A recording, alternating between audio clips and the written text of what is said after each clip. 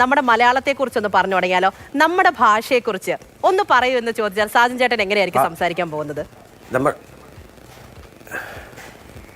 കളകളം ഒഴുകുന്ന അരികളും കുളങ്ങളും പാടശേഖരങ്ങളും വയലോലകളും താളിയോലകളും ഒട്ടക്കുന്നുകളും ഇടനാടികളും ഇടവഴികളുമുള്ള സമ്പൽ സമൃദ്ധമാണ്, വിഭവ സമൃദ്ധമാണ് നമ്മുടെ നാട്. പരശുരാമൻ വഴുവറിഞ്ഞൊപ്പിച്ച വീട്, ദേശാടന കളികളെ പോലെ പറന്നു നടക്കുന്ന ദൈവം നമുക്ക് തീർത്ത സ്വപ്നക്കിട. ആ സ്വപ്നക്കൂടാണ് നമ്മുടെ ദൈവത്തിൻ്റെ സ്വന്തം നാടായ നമ്മുടെ നാട്, മാമല നാട്, മലയാളം നാട്, എൻ്റെ നാട്, നമ്മുടെ നാട് കേരളം.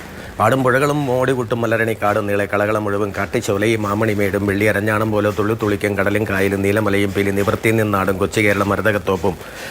എന്തൊരു ഭംഗിയാണ് എൻ്റെ കേരളത്തിന് എന്ന് കവി എഴുതിയത് എത്ര മനോഹരമായിട്ടാണ്. മലയാളത്തെ ഇത്രയധികം ഭംഗിയായിട്ട് എഴുതിയ എത്രയോ കവികൾ, എത്രയോ വാക്കുകൾ, അർത്ഥങ്ങൾ. സാരമെന്ന് പറഞ്ഞാൽ അർത്ഥമാണെങ്കിൽ അതിൻ്റെ കൂടെ അതിയേർത്താൽ അതിസാരം വയറിളക്കമാണ് എന്ന് പറഞ്ഞ പോലെ അർത്ഥം മാറിപ്പോകും. നനയുക എന്ന് പറഞ്ഞാൽ ആദ്യം ടീച്ചർ എഴുതിയത് നായാണ്, രണ്ടാമത് എഴുതിയത് നായാണ്, പക്ഷേ ടീച്ചർ ഉച്ചരിച്ചത് നനയുക എന്നാണ്. അച്ഛൻ കാലം കൂടെ എടുക്കാതെയാണ് പുറത്തേക്ക് പോയത്. അപ്പോൾ അമ്മ പറയണം എന്നാൽ നാറ് നനഞ്ഞേ വരുള്ളൂ എന്ന് പറഞ്ഞാൽ പൂർണ്ണമായി നനഞ്ഞേ വരുള്ളൂ. പക്ഷേ അച്ഛൻ ആ വാക്കുകളൊന്നും നിർത്തി പറഞ്ഞാൽ അർത്ഥം മാറിപ്പോകും. അച്ഛൻ കാലൻ കൂടെ എടുക്കാതെയാണ് പോയേക്കണത്, എന്നാൽ നാറി നനഞ്ഞേ വരൂ എന്ന് പറഞ്ഞാൽ അർത്ഥം മാറി. മലയാളത്തെ നമുക്ക് വളരെയധികമായിട്ട് എന്തെന്നാ പറയണത്, പല രീതിയിൽ മാറ്റിമറിക്കാൻ കഴിയും.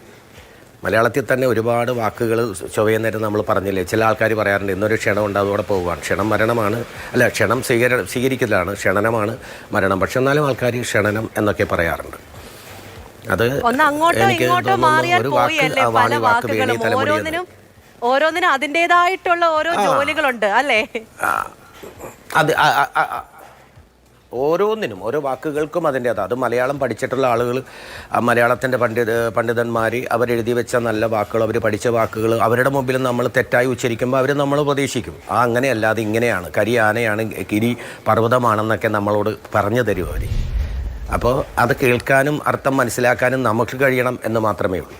തെറ്റ് എന്ന് പറഞ്ഞാൽ എല്ലാവർക്കും നമ്മൾക്കറിയാം. എല്ലാം നമ്മൾ ചെയ്യുന്നത് തെറ്റെന്താണെന്ന് നമ്മുടെ ആളുകൾക്കൊക്കെ അറിയാം. ശരിയാണ് നമുക്കറിയാത്തത്. അപ്പോൾ ശരി ചെയ്യാനാണ് നമ്മൾ പഠിക്കുന്നത് വിദ്യാഭ്യാസം.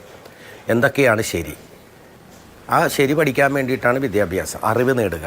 അതിലെല്ലാ തരത്തിലും, ഇംഗ്ലീഷിലായാലും ഹിന്ദിയിലായാലും ഏത് തരത്തിൽ നമ്മൾ വാക്ക് പറഞ്ഞാലും അതിന് ഒരർത്ഥമുണ്ട് എന്ന് ആദ്യം നമ്മൾ മനസ്സിലാക്കണം.